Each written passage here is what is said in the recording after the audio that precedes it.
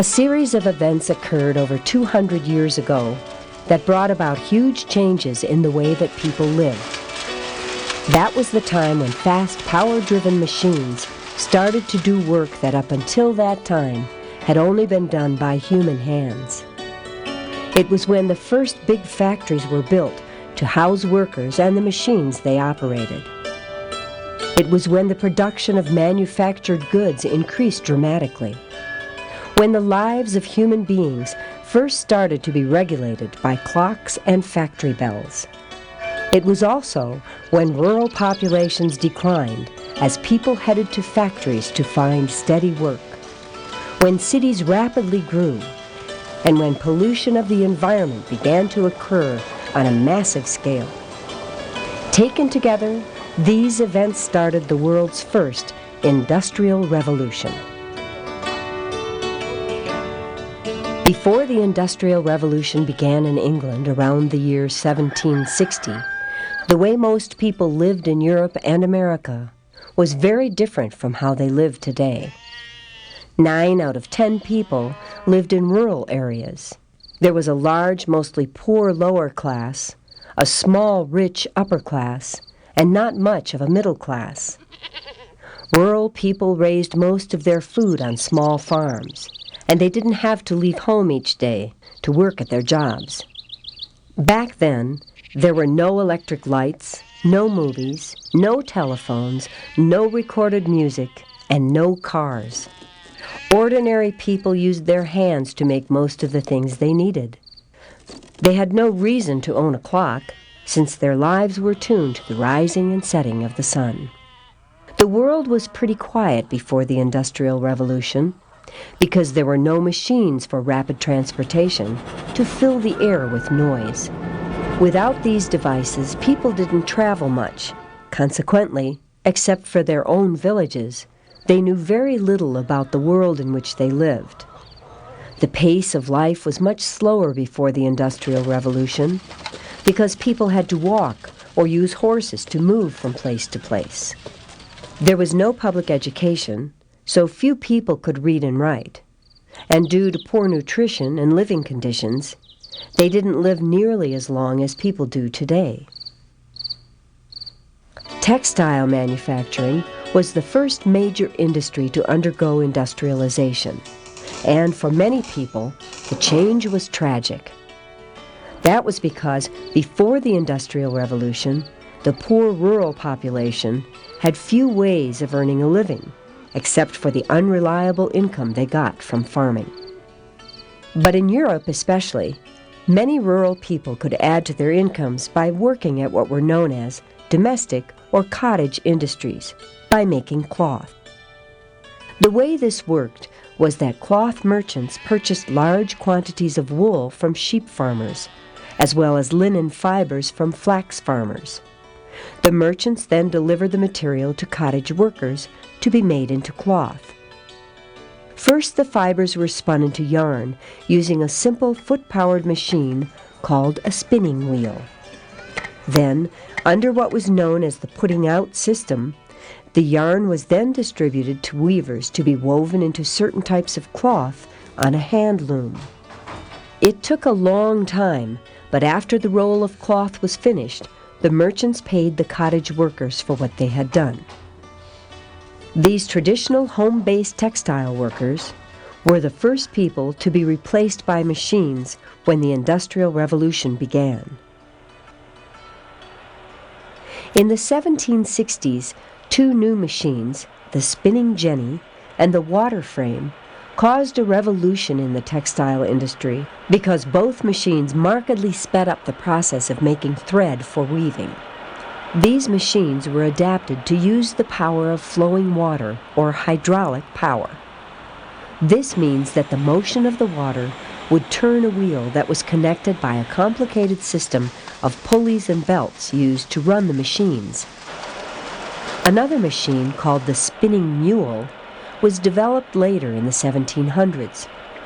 When it was hooked up to water power, just one person could do the work of 3,000 hand spinners.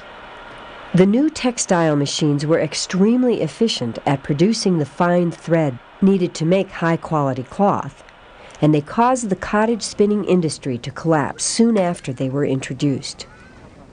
A little later, mechanized power looms were developed that used water power instead of human muscle power to weave thread into cloth. One important invention adapted to power weaving from hand looms was a mechanized version of the flying shuttle seen here. This was a special device used to rapidly weave a cross thread through the webs of thread on the loom. On power looms, this process took place at an incredible speed when compared to doing it by hand. It is not surprising that the much more efficient power looms rapidly ended the cottage weaving industry. In England in 1811, unemployed home textile workers called the Luddites got so angry about losing their jobs that they rioted and tried to destroy the new textile machines. In the late 1700s and early 1800s, large buildings called factories began to appear along rivers in Europe and North America. Factories are places where workers operating expensive, usually very complicated machines produce manufactured goods. The creation of factories was a turning point in human society because people had to leave home each day to earn a living. This radically changed family life and the way children were raised. New housing for workers had to be built near the factories, and as this happened, cities rapidly grew in size while rural populations decreased. And because people had to meet production deadlines, they were expected to show up at the factories at specific times. This meant that for the first time in history, large numbers of human lives began to be regulated by clocks and the ringing of factory bells. For example, the schedule seen here shows that in 1874, the long workday at the Lowell Mills began at 6:45 in the morning and ended at 6 in the evening, except on Saturday, when it ended at 4:30. On Sunday, however, workers were given a day off. The Industrial Revolution came to America mainly through two instances of what today would be called industrial espionage, or industrial spying. The spying occurred because the designs of English textile machines were carefully guarded secrets. They had brought England so much wealth that laws prohibited shipping the machines out of the country for fear that people might copy them. The first case of industrial spying took place sometime in the 1780s, when a man who had been employed at an English spinning factory named Samuel Slater memorized every detail of how the machines were built. He moved to the United States the year George Washington was elected president and had copies made of the English machines. Then he opened up a cotton spinning mill in Pawtucket, Rhode Island, and put them to work. And by the beginning of the 19th century, 100 workers, mostly women and children aged 7 to 14, could be found laboring here at Slater's mill. The second case of espionage that brought the Industrial Revolution to America produced copies of English power looms which were first employed in the United States in the year 1814. Like the design of the spinning machine, the design of the power loom had been secretly memorized from English machines. And once America had power looms, it rapidly became an important textile manufacturing nation.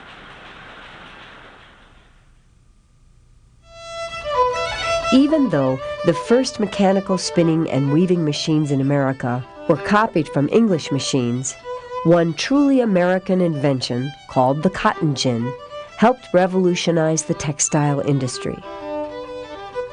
Cotton plants produce excellent fibers, and in America's southern states, cotton was very cheap to produce because unpaid slaves were used to grow and harvest the crop.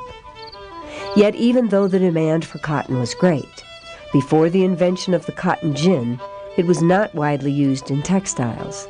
That was because cotton fibers are contained in the plant's seed pods, and before the fiber can be spun into threads, the seeds must be removed. Cleaning cotton was a very slow process when done by hand. But after 1793, the year Eli Whitney invented his cotton gin, simply by turning a crank, it was possible to remove as many seeds from raw cotton in a single day as 50 people could do using just their hands. Because the cotton gin made the fibers more readily available, there was a great increase in cotton production. Consequently, there was an increase in the number of slaves working on plantations as well. After the invention of the cotton gin, the raising of cotton rapidly became the backbone of the economy in the southern United States. Besides inventing the cotton gin, Eli Whitney also came up with a new method of making things that helped revolutionize manufacturing. That was the idea of having interchangeable parts. Before the Industrial Revolution, each tool or machine was made by hand, one at a time. In fact, an important job of the blacksmith in pre-industrial times was to make replacement parts when a piece of equipment got broken, which was a very time-consuming process.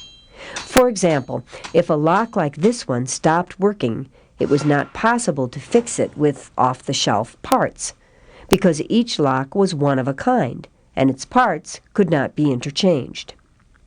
The situation began to change in 1798 when Eli Whitney got an order from the U.S. government for 10,000 rifles that needed to be delivered in a very short period of time. To meet the deadline, he developed a method of manufacturing guns that were nearly identical to one another, so that a part for one rifle would work in any other rifle of the same kind. Making interchangeable parts not only sped up the manufacturing process for the rifles. If they failed to shoot, it made fixing them a lot quicker and easier to do. Whitney's method of using interchangeable parts was a big step forward in manufacturing, and eventually led to greatly increased production of almost all machine-made goods. While at the same time, the blacksmith's job became much less important. During the 19th century, while the southern states developed a slave-based agricultural economy, the New England states became the center of America's Industrial Revolution. There were several reasons why industrialization took hold in New England. First, the region's many large rivers provided excellent sources of water power. Second, it was easier for New Englanders to shift to an economy based on manufacturing due to the fact that the area's rocky soil was poorly suited for farming. Third, New England had a number of fine seaports that could be used for bringing in raw materials and transporting out finished goods. And fourth, thanks to decades of success in the transatlantic shipping business, there were people in New England with large sums of money who wanted to invest in factories. When the Industrial Revolution began in England, the earliest textile factories employed many young children and paid them almost nothing. But that changed in America because by the mid-1800s, 8 out of every 10 workers in the textile factories were unmarried women between the ages of 15 and 30. Most of them had left behind quiet lives on isolated farms for the adventure of working in a city and earning a steady wage. The conditions were not good in the textile factories, but they did improve over time. The machines tended to be extremely loud and dangerous to operate. The hours were long. The work was quite monotonous, and the air in the factories was filled with tiny bits of fiber that damaged the workers' lungs. The wages were low as well. The mill girls, as they were called, earned less than $3 for putting in a 6-day, 60-hour work week, while men got $1 more a week for doing the same jobs. The lives of the mill girls were almost completely controlled by the factories where they worked. For example, right across the street from this textile factory are the company-owned boarding houses where they slept and ate their meals. Here, the girls were carefully supervised and followed a strict curfew, but they were provided with respectable surroundings that were often more comfortable than those they had known back on the farm. However, as the 19th century rolled on, unskilled factory jobs began to be filled more and more often by recent immigrants to America instead of farm girls. Such jobs provided many immigrant families with a reliable income with which to start their new lives. The switch from water to steam power sped up the Industrial Revolution and led to huge changes in manufacturing, farming, and transportation. Factories that started using steam engines were more efficient than water-powered factories and could be built far away from rivers. Steam engines also began to be used to run machines for mass transportation, such as railroads and steamboats, and this made it possible for people to travel long distances in a very short amount of time.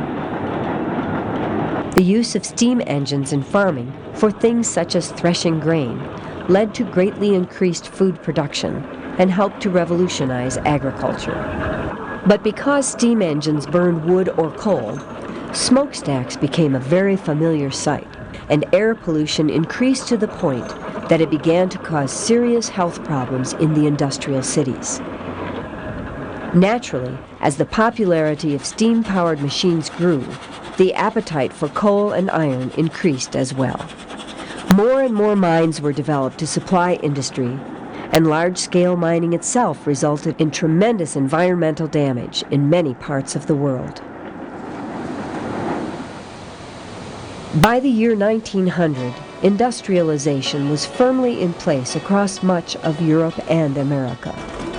The century that had just ended had been one of drastic, rapid change on a scale unlike anything seen before in history. Huge numbers of rural people had moved to crowded cities and taken up factory work. Many of them now lived in homes illuminated with electric light bulbs. Their children attended public schools. They could listen to recorded music in their homes instead of going to a concert hall.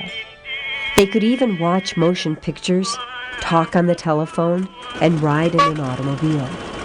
For the Industrial Revolution had ushered in the modern age, and with it came not only tremendous technological and environmental changes, but a brand new middle class of hard-working people as well.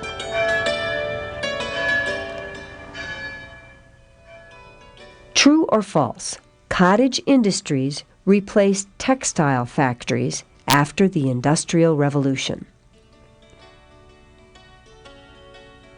True or false, interchangeable parts were developed by Eli Whitney.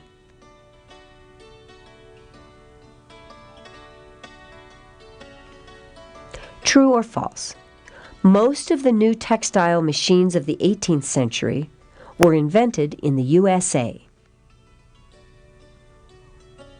True or false, cotton gins were used to remove seeds from cotton fibers.